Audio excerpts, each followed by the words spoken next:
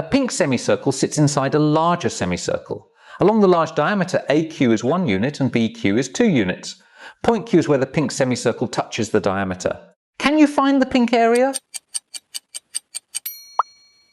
The large diameter AB is 3 units, so the large radius is 3/2. Let the radius of the pink semicircle be R.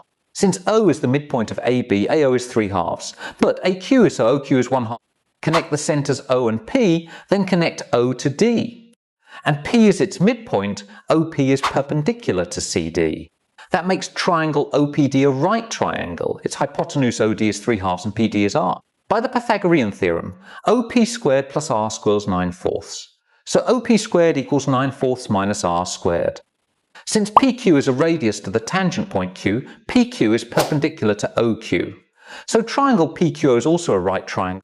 Its legs are R and 1/2, while its hypotenuse is OP, so R squared plus 1/4 equals O squared. Now the shortcut appears. Replace OP squared with 9/4 minus R squared. That gives R squared plus 1/4 equals 9/4 minus R squared. Move the R squared terms together, and 2R squared equals 2. Therefore, R squared equals 1, so the pink semicircle has radius 1 unit. The algebra finally stops pretending the radius is mysterious. A semicircle has area 1/2 times pi times R squared.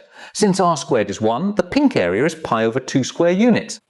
Numerically, that is approximately 1.57 square units. The key was using the same length OP in 2 different right triangles.